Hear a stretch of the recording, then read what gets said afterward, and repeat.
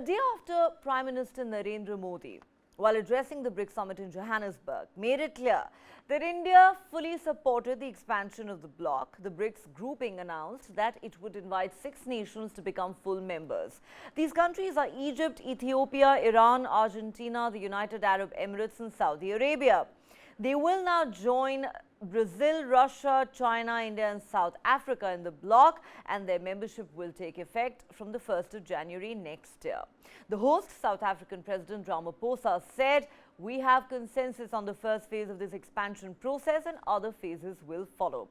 The inclusion of Saudi Arabia and the UAE, Iran and Egypt marks the first MENA representation in the group, and the inclusion of Argentina was championed by member Brazil. The expansion was pushed heavily by Russia and China, who are facing pushback from Western countries in the form of sanctions. Chinese President Xi Jinping said this membership expansion is historic. It's a new starting point for BRICS cooperation. It'll bring new vigor to the BRICS cooperation mechanism and further strengthen the force for world peace and development. Significantly, all 6 new entrants have signed agreements to join China's Belt and Road Initiative, which India has refused to be a part of. The push for expansion was largely driven by China, but had the backing of South Africa and Russia, which is of course grappling with diplomatic isolation because of the Ukraine war. More than 40 countries had expressed interest in joining BRICS, and 23 formally applied to join the club, which already represented a quarter of the global economy and 40% of the world's population. Prime Minister Narendra Modi said, "I take this opportunity to welcome these 6 nations to BRICS. I congratulate the leaders and people of these nations. India has close ties, historic ties with each of these countries, and I believe we will work together for a new era of cooperation and prosperity." Analysts say India is hardly in a position to be seen as non-inclusive, given its stated desire to be a voice of the global south. Therefore, it is likely that New Delhi will push for the inclusion of countries such as Indonesia and other democracies instead of countries like Venezuela or Iran that are likely to push the group in a direction that Beijing wants. हमने BRICS की 15वीं वर्षगांठ पर इसका विस्तार करने का महत्वपूर्ण फैसला लिया है। जैसा मैंने कल कहा था, भारत ने ब्रिक्स की सदस्यता में विस्तार का हमेशा से पूरी तरह समर्थन किया है। भारत का ये मत रहा है कि नए सदस्यों के जुड़ने से ब्रिक्स एक संगठन के रूप में मजबूत तथा हमारे सभी साझा प्रयासों को एक नया बल देने वाला होगा।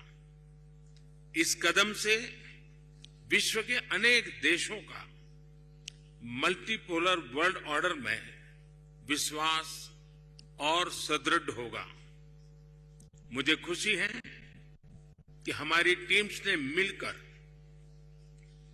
एक्सपांशन के गाइडिंग प्रिंसिपल्स, स्टैंडर्ड्स, क्राइटेरिया और प्रोसीड्यूर पर सहमति बनाई है, और इनके आधार पर आज हम अर्जेंटीना, इजिप्ट, ईरान, सऊदी अरब, इथियोपिया और यूएई का ब्रिक्स में स्वागत करने के लिए सहमत हुए हैं। Leaders of the 5 countries unanimously agreed to invite Saudi Arabia, Egypt, the United Arab Emirates, Argentina, Iran, and Ethiopia to the BRICS family as official members.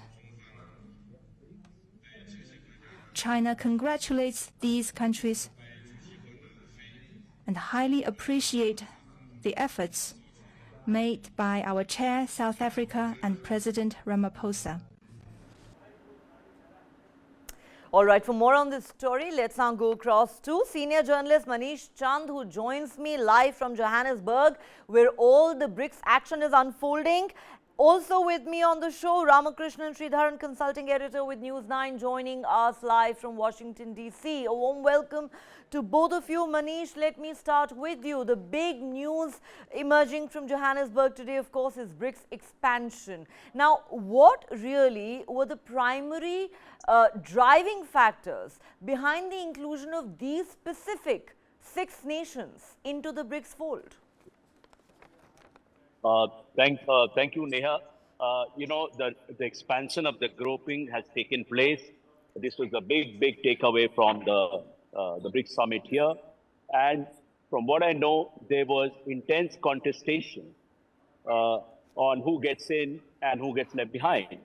The Sherpas were busy over the last few days trying to sort out. There were differences on some countries. But let me tell you why this collection of 6 countries.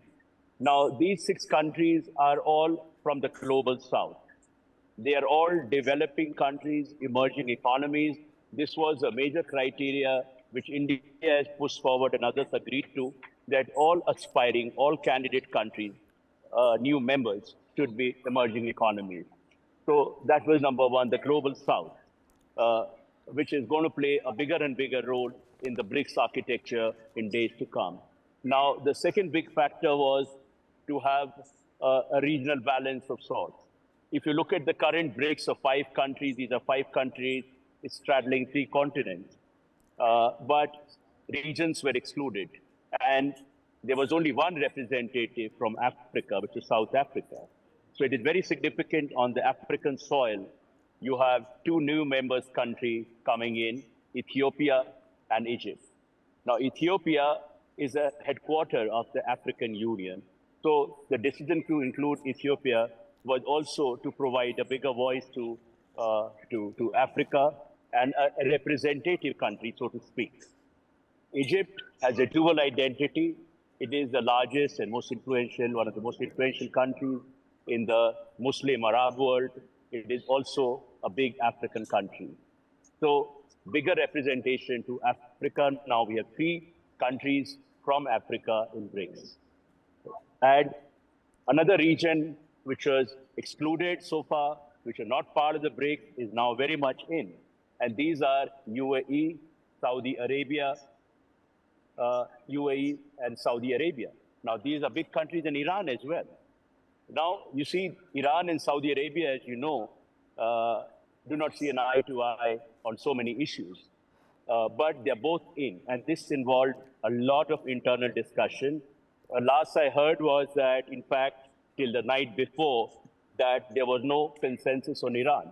Because one of the criteria that has been decided, although criteria have not been unveiled in the joint statement, have not been made public, we know some criteria were being discussed. And one of them at that point was that any new member country should not have sanctions against them. So finally, what tipped the favor in what swung it for Iran was its stature as the largest, the most influential country in that part of the world. It's a regional power, although a regional power which is not friendly to the West, but an important player. And the idea was to also balance Saudi Arabia. Saudi Arabia and United Arab Emirates, as you know, are the big economies. They're the resource-rich countries. So what you have now, and Argentina presence was to include Latin America, to provide a bigger voice to Latin America. Earlier, it was only Brazil, which is part of the grouping. Now we have Brazil and Argentina. So overall, with the inclusion of these 6 countries, you have a more balanced representation in terms of region-wise. All important regions are now inside the BRICS. That adds to, enhances BRICS stature and BRICS voice in the international arena. Many factors went into the selection of these countries. And one of the things I want to point out is this, that there was a spin given by a lot of people before the expansion took place, that India and China are engaged in a power struggle, that China will get its own allies inside the grouping, and all that will become a China-dominated grouping. But if you look at the new members, they are, of course, friends of China, but they are also friends of India. With Saudi Arabia, we have transformed our relationship. UAE is one of our biggest trading partners. With Argentina, relations are excellent.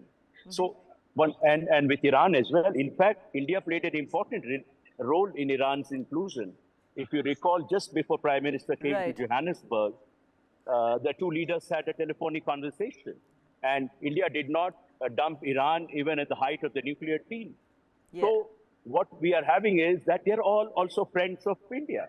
So to say that China has, So time as to made stop by being some critique. cynical. Okay. Yeah, absolutely. All Okay, right. yeah, very much. That's a very comprehensive perspective you've given us on today's big developments. Thanks very much, Manish, for that. So greater representation of all regions and certainly more representation for the global south, the emerging economies. Thanks very much for that, Manish.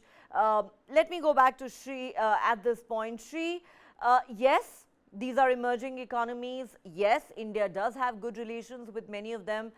But again, I don't want to sound cynical, but another common thread that binds these 6 new entrants together is the fact that they're all signatories to China's Belt and Road Initiative. How should we see that?